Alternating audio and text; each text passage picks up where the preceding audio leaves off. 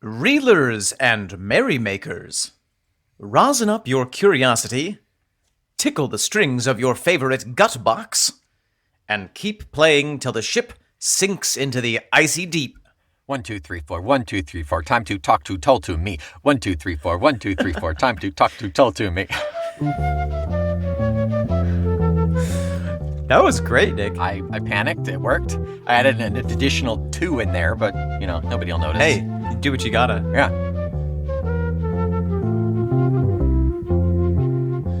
Welcome back. I am Omen Sade. And I am Nick McGill. Together, we are Feckless Moans. And this, for you and for everyone, is Talk Told to Me. A wild, working-class party in the lower decks of the great ship Prog Rock, in which Nick the Stowaway and Omen, the boy your parents warned you about, will show you what life is like away from the dull world of society's approved rock and roll. Every dance a song, every bottle an album. Nick and I will dance our way sweatily through every track that prolific prog rock band Jethro Tull ever released. Martin Barr will impress the Irish dancers with his ability to stand on his toes. Jeffrey Hammond will give us an invaluable diamond, and Dee Palmer will secretly approve of our romance. In the end, however, we will no doubt be left to freeze in the North Atlantic, while Ian Anderson drifts away on a piece of flotsam that is definitely big enough for the both of us. I just want Dee's approval. I mean, can I just be honest with you? That's all I'm looking for here. She's gonna give us a knowing nod from the corner. And that's it. My heart will fill with joy. I was young once as well. I used to dance with young chaps like you. Hello, Omen. Hey, Nick. This is round 2 of the Florida studio? Is this our second or third? Could be. Feels like I've been here forever. Yeah, it does. You feel so far away. And on top of that, you've got a new soundboard, so hopefully that takes care of that pesky crackle. Upgrading left and right. Tiki has also upgraded. She has a full cat tower in the office, which gives her a full view of the nature outside, and she is, as we speak, flicking her tail in interest. Like me giving you the old preamp, you gave Tiki your old cat tower, and you just got I remember when I used to sit in that cat tower, back when I was a kitten. Yeah. I have such fond memories. Nick, what are we having the pleasure of talking Tull about today? Before we get into songs, which it's a fun new week, we are going to get into one of these. Sir, sensors have detected another star in the sky. Dear Lord, that's 5 stars. 5 stars. 5 stars. 5 stars. That's right. The 5-star train won't slow down. It just keeps on going. This review from Donegal Express reads, title, Last Man at the Party? Perhaps I'm not, but seeing that you're already 130 plus episodes in, I'm at least a good bit late. In any case, better late than never. I'm thoroughly enjoying the Mohm's wonderfully insightful and always entertaining breakdown of The Tull. Thank you, Donegal. Thank you for those 5 stars, those kind words. Greatly appreciated. Thank you so much. It is an express train through our carotid arteries straight to our heart that you took the time to review us. And yeah, and everyone else out there, feel free to follow to catch the Donegal Express to Startown. Stopping at the Mohm station.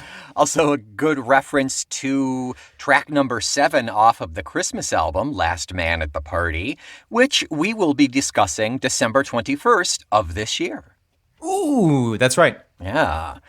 So that is it for housekeeping. A little quick one today, but that is because we have 2 tracks to discuss, both instrumentals. So there's not a whole lot to talk lyrically, although we will get into some lyrics. We'll get into that later. But we have 2 tracks for you, bonus tracks off of Heavy Horses. Heavy Horses / Songs from the North. There's kind of a weird overlap of when music was done and what albums were put out and what compilations were put together of scraped together recordings. That's right. We're essentially pulling from the Steve Wilson remaster release of heavy horses on which these two tracks were placed. And those two tracks are Quatrain or Quatrain. The emphasis on the qua. I don't think. I think it's good either way. I like either one. Go back As long as you don't say quatrane. Quatrain. And so it's Quatrain and Botanic Man theme. And we will begin with Quatrain. Let's put out our 4 ears and have a listen.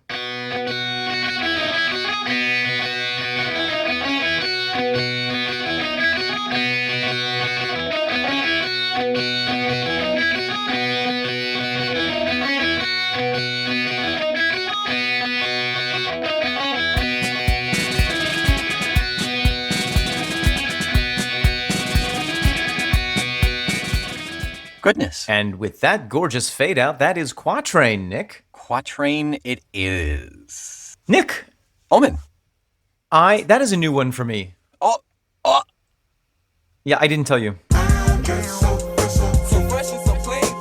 By the outbursts of Ian Anderson, it is clear that this was not a final recording. This was clearly a studio rehearsal practice, a lot like what we saw last week with horse hoeing husbandry. It didn't feel... That's right. Yeah, we're kind of in the cutting room floor stage of things here. Yeah, definitely. Scraping the barrel, as we can tell by, as you said, Ian Anderson's frustrated ejaculations. However, that being said, this has been played live. You're kidding me. Just by a search of the live albums that I have it 3 times. Tulla Live, live at Madison Square Garden, and on Bursting Out. Wow. So it must be one that didn't make the recording, in this time period, but then later on, it was revamped, reprocessed, repracticed, and I can see why this would be great as a live piece. Sure. It's a fun It's little... so energetic. Yeah, it's about 3.5 minutes. Ian Anderson gets to take a break vocally. Right, and doesn't even need to bother with the flute. It's basically mandolin work for Ian. But That being said, according to Setlist.fm, we have 3 times in 77. Oh, interesting. 20 times in 78, 11 times in 79, and then nothing until once in 1990. They forgot it existed, or... Yeah. So, a drop in the bucket compared to some of the Tull songs. But yeah, I could see it as being a fun little kind of amuse-bouche.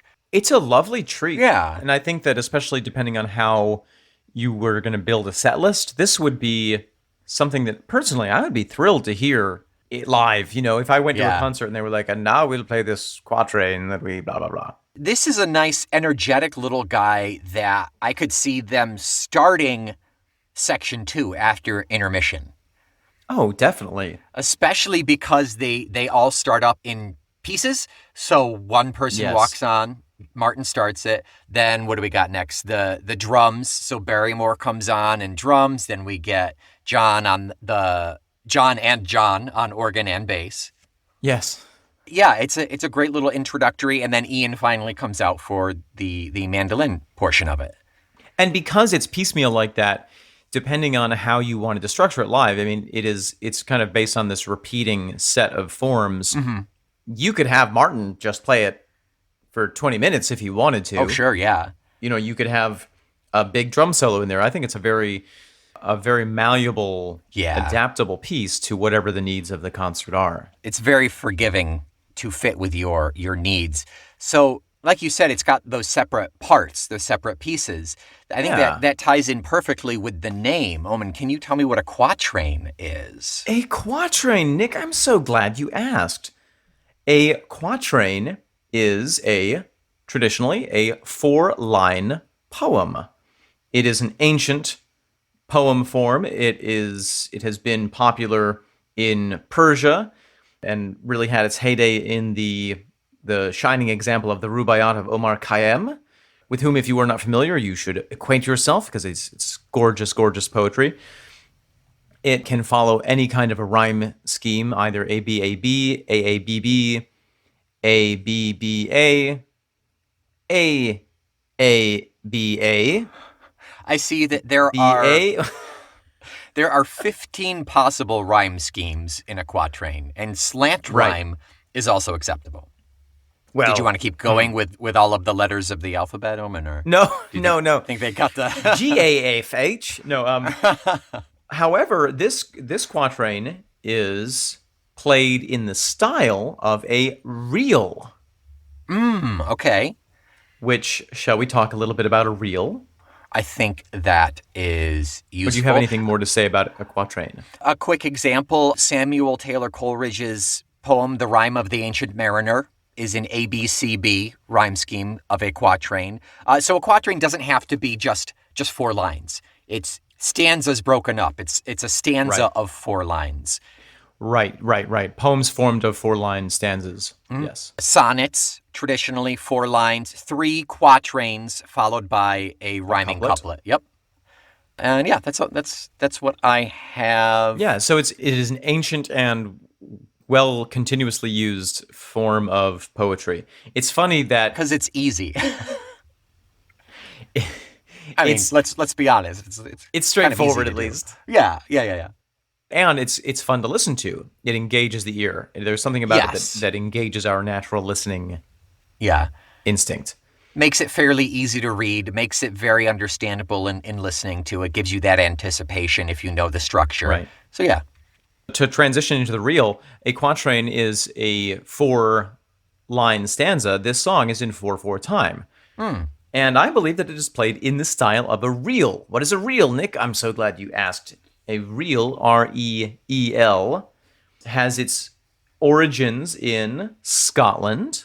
The reel is a folk dance type and can be used to refer to the dance or the tune. As I said, it originated in Scotland, and it is an important part of the fiddle repertoire across the British Isles and even North America. It's one of 4 traditional Scottish dances: the reel, the jig, the strathspey, and the waltz.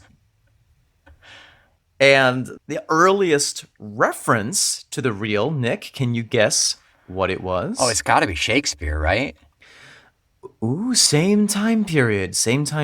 It was a legal document. Oh, okay.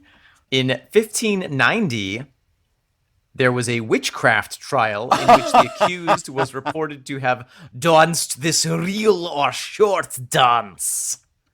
However, Because it was the a name short probably dance. goes back to the Norse language. That's great. Yeah, so caution to any dancers out there. Be careful where you dance the reel. Make sure it's a long one. I mean, Yeah. clearly it seemed that the offense was the fact that it was a short dance.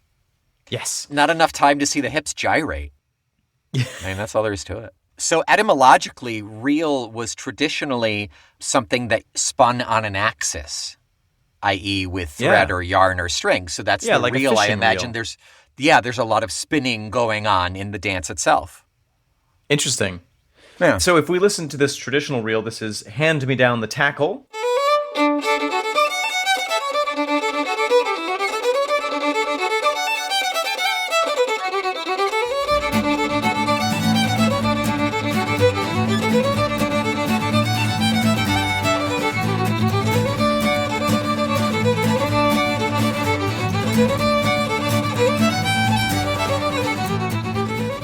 So if you listen to that traditional reel, you can tell that it starts off with the fiddle that kind of grinds into the first tune, establishes the tune, and then the other instruments join in as it goes on. Yeah. There's some variations, and the whole thing is in 4/4 and goes along at quite a clip.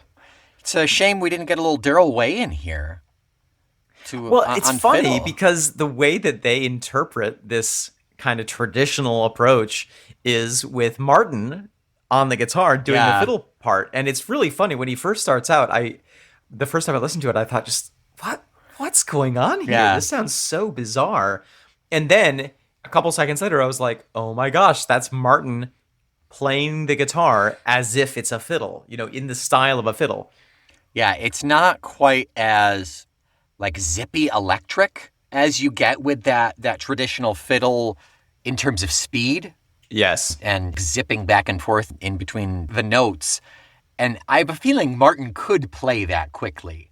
But I think on the electric guitar, it would get muddy really quickly. I think what we sure, have yeah. when what we see a better example of the style is actually when the mandolins come in. When Martin starts playing the mandolin, and then Ian plays the mandolin to the best of his ability in that moment, which is not bad. I mean, it's funny that No. like if it wasn't for him saying fuck, Yeah. God, take it again. The only lyrics that we have, yeah.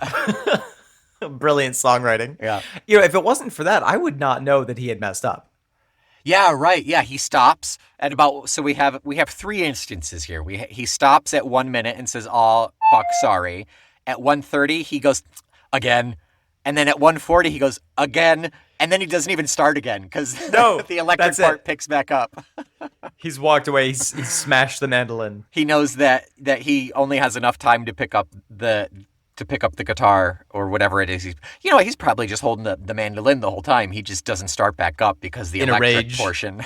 He's just gripping that neck. Yeah. Do you know the old joke? How do you get 2 mandolins to play in tune? Break one of them. Burn one of them. Burn. Yeah, I mean, mandolin is generally an accompany instrument. It is, and so the Yeah. fact that they were trying to have 2 mandolins at the same time, I mean, it's very cool. I love the sense of experimentation. I think Yeah. it's really, despite what Ian Anderson might think, I think it's very successful. I would love to have heard this live. Yeah, I bet it would be a lot of fun. And like the traditional reel, they cycle through different patterns and different pairings of instruments. Uh-huh. Right off the bat, we have Martin. About 17 seconds in, we have Barrymore coming in with the really almost military march. Yeah, very marchy. drum. Yeah. We then have some variations on the tune before the organ comes in.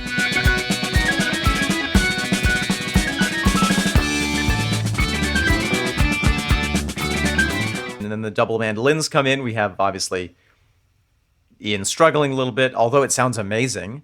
Yeah. Oh, fuck, sorry. Again.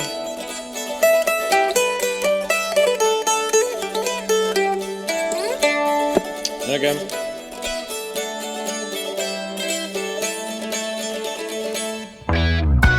And then at 1:47, the full band comes back in. Is it just me, or does that, at that point, particularly, I think it's because it's compared to that mandolin portion, but when the electric comes back in, it feels very trudgy. It feels like it slows down the momentum that they've built up. Well, I mean, a traditional reel is played on traditional instruments, and it is designed. It has evolved to be played in that style and at that speed. Yeah. And you can't play an organ and an electric guitar at the same speed that you can play a fiddle Fair enough. Yeah. and a bodhran. Yeah. Fair enough. Those are instruments which can be played at speed and still remain clear. Yeah. This is a rock band. They're trying to play on stadium instruments this delicate form, and the fact Yeah. that they make it work at all, I think, is amazing. Yeah, I'll give it to them, surely. Particularly that second part that you were saying where they come back in. The organ gets really funky in that portion. It's a lot of fun. Yes. It's a lot of fun. He wheedles all over the place, and then he has a little bit of a breakdown, and then it goes into, is it flute or is it flute on like an organ on a flute setting? I can't quite tell, but there's like a little whistle thing happening in there somewhere.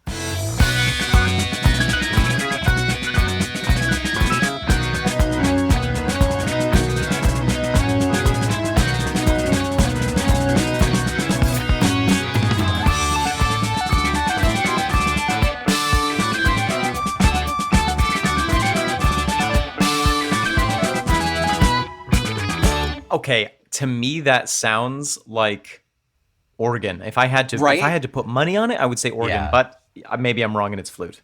It's not unlikely that a flute could be played that high, right? I mean, that's totally Oh, absolutely. in a flute No, it's well register. within the Okay. flute range, and it does sound like the flute. But there's something about the attacks that make me think it's the organ. It feels mechanical, that it's such an abrupt change between the notes. Yes. Yeah. The flute is one of the traditional instruments for this kind of music, so it's funny to me that we don't hear more of Yeah. it. You know, Nick, this is I love this because even though you could say, okay, this recording wasn't successful enough to make it onto an album, I think this is such a great example of what typifies the approach of Jethro Tull and why we love them, because it's, they're not just jamming out a song about sex, drugs, and rock and roll. They're taking a traditional form, playing it with modern instruments, and combining those things in an experimental way. Ian Anderson is clearly learning a new instrument at this time. It's alive. It's not stagnant.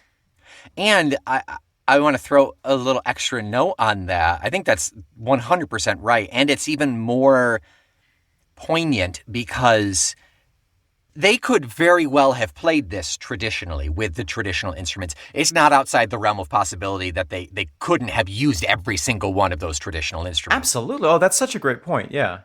They made that choice to give it that Tull folk feel while playing the quote-unquote traditional Tull instruments. Right. They're not saying they're not pretending that they're a traditional band. They're not, to use the horse metaphor, they're not throwing away their tractors. They are using tractors to breed horses. They're crossbreeding a tractor with a horse. Oh my God. What monstrosities. Absolute monsters. The SPCA came running as soon as it started. Horsatron. Horsatrons. Melahorse. Melahorse. That's where the horse in Bon Jovi's song, when he sings, "I'm a cowboy on a steel horse I ride." That's where that's where that horse came from. That's it. It's the steel horse. The bastard child of. He was sold it by Ian Anderson. Yeah, that's right. Nick, anything else on Quatrain? No, it's fun. It is really nice because we are so gosh darn deep dive into Tull. It's really fun to see these little instances of almost a peek behind of this was clearly not a finished product. We get to see a little bit of Ian in the process, I guess. Yeah, totally. I think that's such a great way of saying it. It's like, instead of, with the albums, we're walking around in a jewelry store saying, "Oh, that's a nice diamond necklace." And here we are under the earth seeing carbon being crushed into a diamond formation. And Ian accidentally made like a copper light instead and said, oh fuck. Sorry. Yeah. An emerald? What is this? Get rid of it.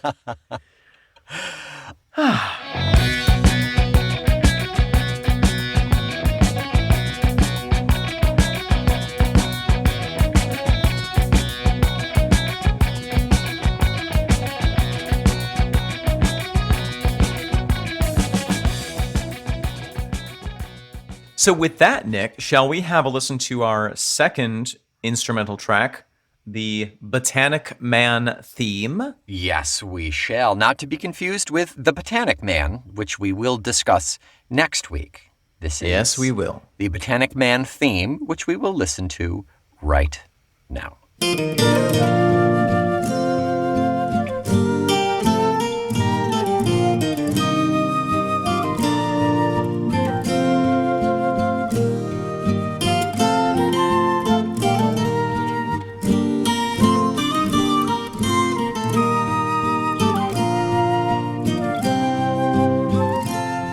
Tickle me with a twig and call me Sally, Nick. That's a beautiful song. Wasn't that lovely? It was. So this is I said call me Sally. Okay, Sally, I'm sorry. This is a preview, again, of next week. We'll be hearing a lot of the same themes and structure for that. I'm really curious to know what you think about Botanic Man. I listened to it a couple of times this morning to transcribe the lyrics like I did for Horse Hoeing Husbandry. And I like that one significantly more than HHH, but we'll get into that. Right now, with no other kind of context, this is just one of those nice examples of Ian's flute and acoustic. It's just so lovely. It's great. It's also in 4/4. It's a very 4/4 heavy day today. Okay, yeah. It is not April 4th. Wish it was, but 4/4. That's all. I love the way that Martin sneaks in with the electric. Yep. A little bit later on. We get 3 instances of it. 27 seconds and 37 seconds. It kind of comes out of nowhere. It's wow. Yeah.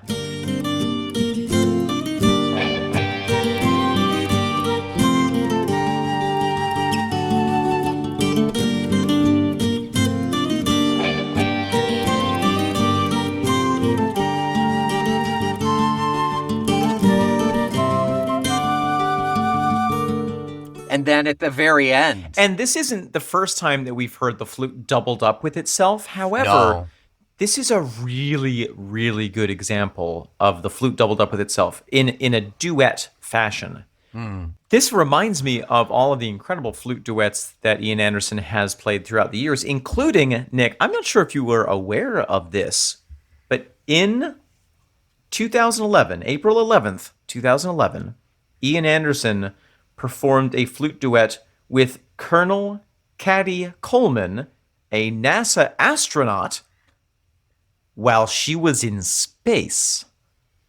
That's amazing. That's awesome. That's not a surprise, but still impressive. I'll read you the blurb from NASA that came out, the press release from NASA. Washington. Harmony reached new heights recently as NASA astronaut Caddy Coleman, circling Earth aboard the International Space Station, and musician Ian Anderson, founder of the rock band Jethro Tull, collaborated for the first Space-Earth duet. Coleman, an amateur flautist, and Ian Anderson played a portion of the song Beret, an arrangement of which Ian Anderson and Jethro Tull performed during their 1969 U.S. tour as Neil Armstrong and Buzz Aldrin stepped on the moon. Nice. Coleman played her part from 220 miles above the Earth late last week. Anderson played his part while on tour in Perm, Russia during the weekend. The two parts were then joined. Oh, so they didn't play literally at the same time. You shut up.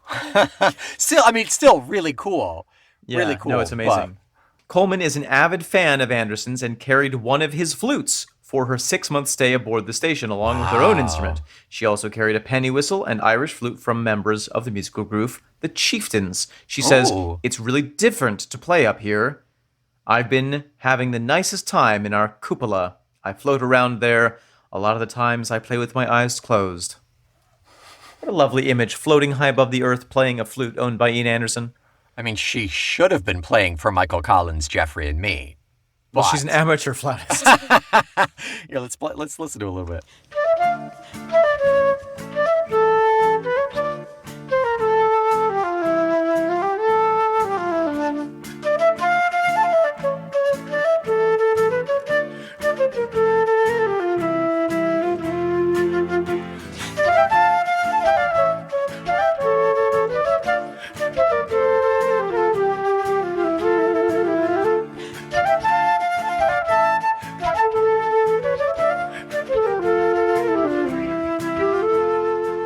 Oh, that is lovely. Ian needs sunscreen. She does a darn fine job. She does better than Martin does in the original recording, I would say. I think she's selling herself short by saying amateur flautist. She's pretty good. I would say she is the world's most professional space flautist.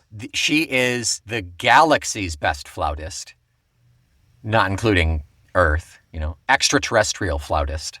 There we go. That's amazing. And I mean, really, actually, I didn't expect that to be so emotionally moving, but That was lovely. incredible. Yeah, I put the link in the show notes for that if you want to watch that. It's 2 minutes and 19 seconds, so you are doing yourself a disservice not seeing Space Flute. You're losing money not to listen to Space Flute. That's your go-to lately. Not listen to Space Flute in this economy? So anyway, a bit off topic, but we can see the seeds of this kind of flute duet here in Botanic Man, and it's Yeah. lovely. It's really nice. It's really, really nice to hear. And it's a quick one. Do yourself the favor and listen to Botanic Man theme. Don't listen to Botanic Man yet. The theme is only 1 minute and 15 seconds. It's really quick.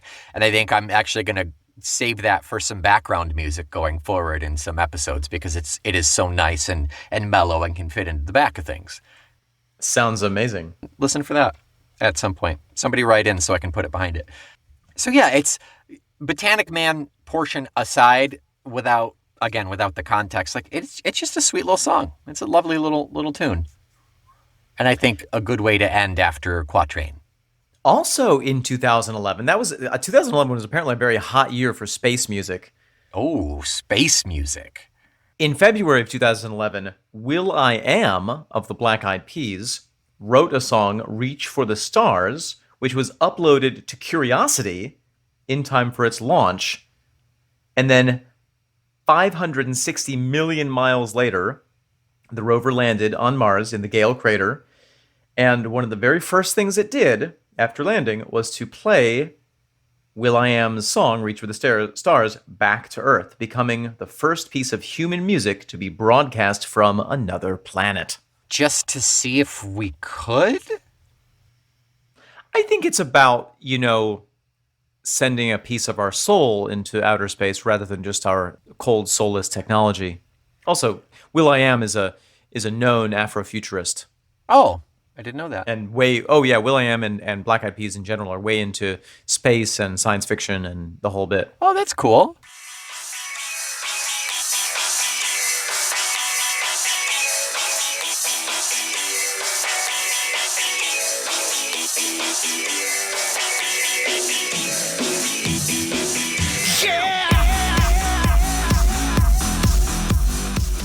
I must warn you, it does say explicit, so maybe it's a good thing they didn't just pump it out into Mars. We would offend all the offend Martian Puritans. all those Martian Puritans, yeah, and they would surely invade and try to save our souls. Well, maybe we need our souls saved by the Martians. I mean, at this point, who knows what could save us? The Martians do. The Martians. If anything can, Nick, I do believe it is the magical power of music. Played on Martian technology. Are we not all playing a flute duet? In a way, Nick, you and I are playing a flute duet across... I mean, we are recording this further away than Ian and the astronaut did. Is that true? We're more than 220 miles away, yeah. Oh, yeah, I guess so. Oh, that's so weird to think of the x-axis or the y-axis. Yeah. She may not have been 220 miles directly above Ian's head when he Oh, was that's in Russia. true. Right. All right. That's true. I retract my... It's nice to think, though. It's nice to think. It's nice to think. Nick, anything else we want to say about Botanic Man? No. The theme is our little taste test for next week. And next week we'll see Botanic Man, the song proper, and it will round out Heavy Horses. We will be done with Heavy Horses all told on that day. What a momentous episode upcoming. What a lovely time I have had speaking with you about these two little instrumental tracks today, Nick.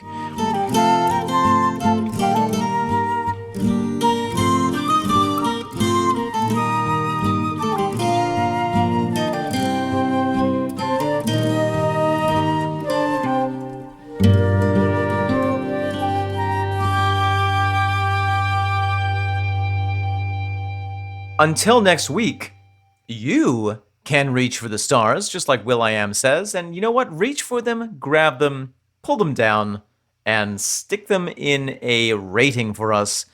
Reach for the stars 5 times. Reach for 5 stars. I don't care how many you get at a time, just 5. That's right. After that, maybe wander on over to the TeePublic Talk Tull to Me store. Link is in the show notes where you can get yourself some merch, some Talk Tull to Me merch. I'm seeing mugs. I'm seeing t-shirts. People are sharing their pictures of brand spanking new Talk Tull to Me merch. My son was wearing an orange OGJT shirt today before he took it off. Sure was. And spent the day not wearing a t-shirt or pants. Like father, like son. And I am in a very hot booth, so I am not. I took off my green Script Square Jethro Tull t-shirt. Colonel Katie Coleman may have had Ian Anderson's flute in outer space, but you can have Talk Tull to Me's merch in whatever space you are in. Basically the same thing. Oh, that was so good. It was really good. Thank you.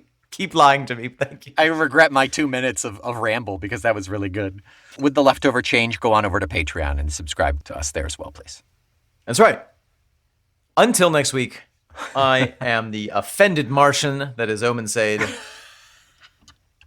I am the explicit flute beaming down to Earth, Nick McGill. We are the NASA-approved flute duet that is Feckless Momes. And this is the solar flare that is Talk Tull to Me. I guess.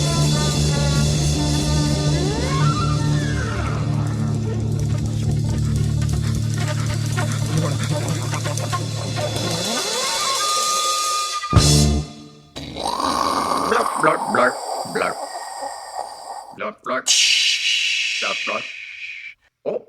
What is that? Blorpy Blorp. New arrival on our planet it is. It does not look organic. No, not organic, not Martian. Back up, back up, back up. Back it up now. My tendrils are very curious. I see how they quiver. Your tendrils are looking a fetching color under the dim Martian sun this morning, Gorblack.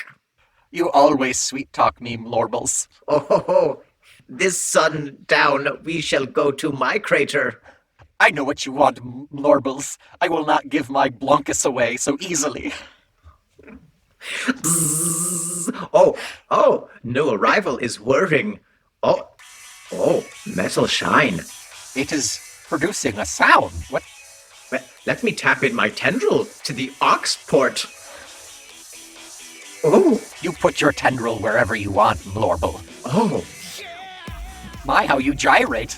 these vibrations are so funkalicious. May I share your aux port? Put it into my aux port. Oh goodness. Oh, I am impregnated with sound. Oh, everyone, funk it up, funk it up. It is so extra Martian. Oh, the music, it is changing too. Is this a podcast? What is this? Oh no. This is clearly an act of war. They send us talk tull to me? Why, everyone in the galaxy knows that is a proud member of the Feckless Momes audio network. We shall turn that planet to dust! Dust, I say. Quiver. A flute! My podcast for a flute!